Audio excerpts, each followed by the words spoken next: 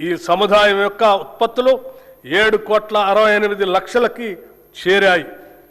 Self help groups ద్వారా 600 బస్సులను కొనుగోలు చేసి టీజీఎస్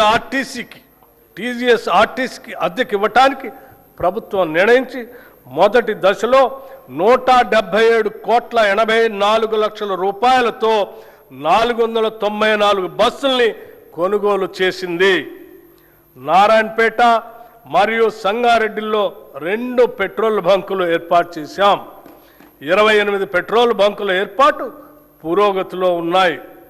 మహిళా సాధికారితను మరింత బలోపేతం చేయడానికి ఇప్పటికే ఉన్న 10 జిల్లాలకు అదనంగా 22 జిల్లాల్లో ఇందిరా మహిళా శక్తి భవనాలు ఏర్పాటు చేస్తున్నాము. మారుమూల ప్రాంతాల్లో ఉన్న షెడ్యూల్డ్ తెగల వారికి 12,600 కోట్ల రూపాయల బడ్జెట్తో ఇందిరా సవర గిరి జల వికాసం పథకం ద్వారా 100% సబ్సిడీతో సోలార్ పంప్ సెట్లు అందించి వారి పురోగతికి ఇదోతికంగా తోడ్పడతాం.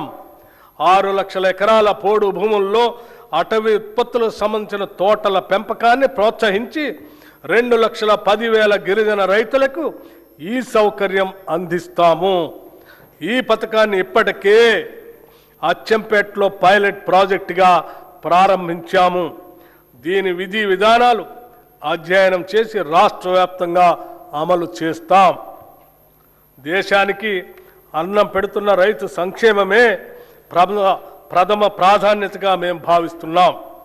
రైతులకు ప్రభుత్వం ఇస్తున్న ప్రోత్సాహంతో వ్యవసాయ దిగుబడుల్లో తెలంగాణ రాష్ట్రం దేశంలోనే మొదటి స్థానంలో నిలిచింది.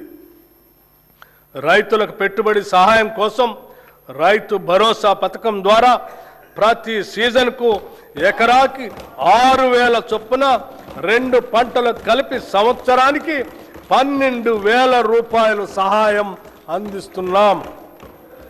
రైతులకు మద్దతు ధరనివ్వటం కోసం వారికి ప్రోత్సాహకంగా సన్న వడ్లకు క్వింటాకు 500 రూపాయల చొప్పున అందజేస్తూ ప్రభుత్వం వారికి అండగా నిలుస్తుంది. దీని ద్వారా ప్రతి ఎకరానికి రైతుకు సగటున దాదాపు 25 క్వింటాళ్లు దిగుబడి వస్తుందని పరిగణిస్తే ఒక్క సీజన్కు ఎకరానికి రైతుకు సుమారు 12,500 రూపాయలు ఆదాయం వస్తుంది. దీనివలన రైతుకు సంవత్సరానికి 2 పంటలకు కలిపి 25,000 రూపాయలు అధిక ఆదాయం ఎకరానికి లభిస్తుంది.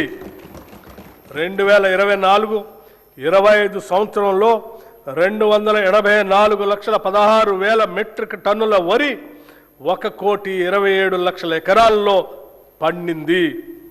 ఫిలిప్పైన్స్కు 22,750 మెట్రిక్ టన్నుల బియ్యం తెలంగాణ నుంచి ఎగుమతి చేయటం జరిగింది. దీని ద్వారా మన బియ్యానికి డిమాండ్ పెరిగి రైతాంగానికి మరింతగా మద్దతు ధర లభించింది. రాష్ట్రంలో ఉద్యాన పంటల విస్తీర్ణం సుమారు 13 లక్షల ఎకరాలుగా ఉంది. మామిడి, సీతాఫలం, మిరప, పసుపు, నారింజ వంటి పంటల అభివృద్ధికి మా ప్రభుత్వం ప్రాధాన్యత ఇస్తుంది. 79,287 మంది రైతులు 2,90,466 ఎకరాల్లో ఆయిల్ పామ్ పంటను సాగు చేస్తున్నారు. ఈ పంటను మరో 68,000 ఎకరాల్లో విస్తరించేందుకు ప్రణాళిక రూపొందించాం. మైక్రో ఇరిగేషన్ పద్ధతులను 2,34,000 ఎకరాల్లో అమలు చేయాలని నిర్ణయించాం. ఈ బడ్జెట్లో వ్యవసాయం రైతు సంక్షేమానికి 23,179 కోట్ల రూపాయలు ప్రతిపాదిస్తున్నాం. రాష్ట్రంలోని 3 కోట్ల